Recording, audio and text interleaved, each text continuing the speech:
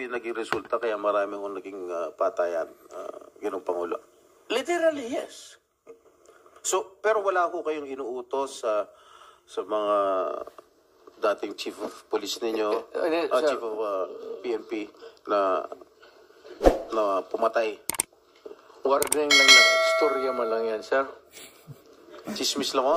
Alam mo, pagka mayor ka o presidente ka, pag sinabi mo, hoy, huminto kayo dyan, masama yan, illegal yan, wala. Tama. Wala talaga mangyayari sa'yo pag ganyan kakalambot. Pag Kailangan mo, kamay na bakal talaga. Kayo, huminto kayo, papatayin ko kayo. Pag hindi sila huminto, of course, the police would come in.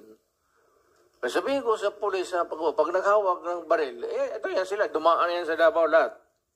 Koy, pati, ito, si Danao, lahat yan sila, dumaan ng Davao. Ang order ko talaga sa kanila, pag maghawak ng baril, patayin mo na para one less criminals. Bukas mag-hold up na naman yan, may poproblema na naman tayo. Ganon rin sa puser. So, Ginoong Pangulo, nung mayor po kayo ng Davao, do you confirm the existence of the Davao Death Squad? No, sir. Wala po ang Davao Death Squad. So, ano po yung iniimbestigahan ni former Senator De Lima nung siya chairperson ng Commission on Human Rights? Ang iniimbestigahan po niya yung DDS, if I'm correct. Am I correct? I don't know how the term was coined. Senator De Lima, were you investigating the Davao Death Squad when you were chair of the CHR? Yes, that was the focus. But the former president doesn't confirm the existence of the Davao Death Squad. That has been his position nung tinanong ko ho siya, nung nag-appear siya sa public inquiry, that there's no such thing as DDS. But there are people, there are witnesses who said that there is such a thing as Davao Death Squad. It may not be the correct term, or it may not really be or explicitly called the Davao Death Squad. Who coined that name, that phrase, the Davao Death Squad? I think it was media, it was certain sectors, certain groups. But it was not the CHR which you headed before, Madam Senator. We knew it to be as Davao Death Squad because of the various reports.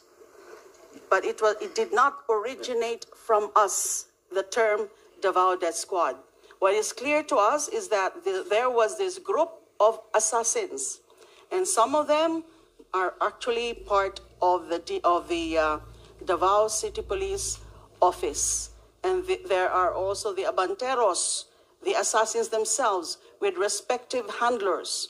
And already, Mr. Matubato and Mr. Las Cañas... If I may cut you, Madam Senator, may quick interjection on those, Senator. Okay, our rules on interjection, ganito I will have to ask the permission of the senator who has the floor if you want. And then, please limit it to maximum of 2 and very related to the topic the topic we're discussing, okay? So kahit one lang, Mr. Chairman. 1 or 2.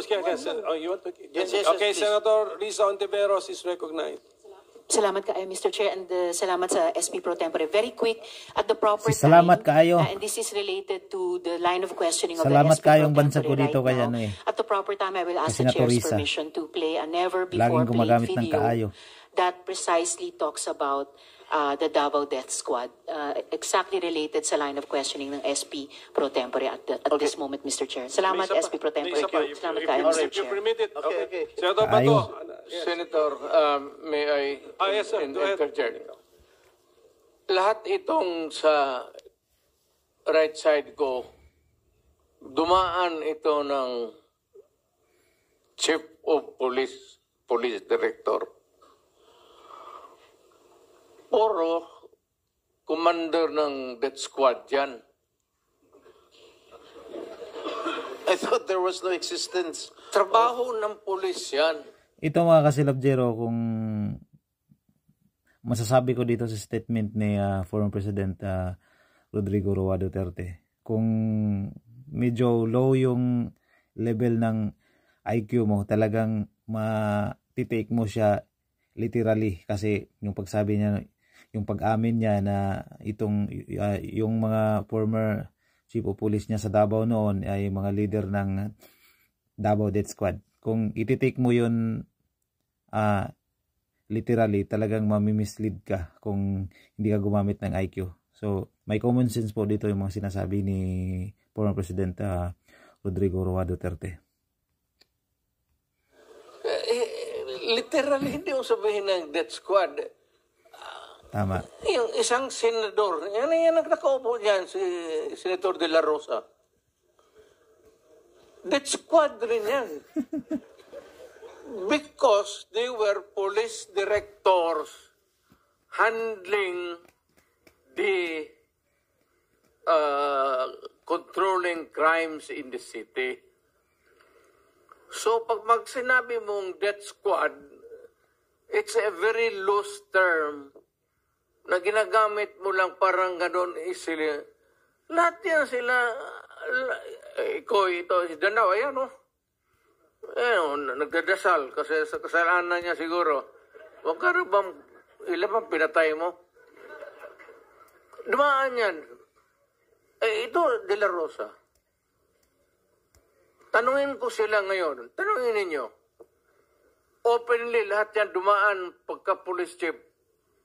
Pati yan si Gamboa. Tanungin ninyo.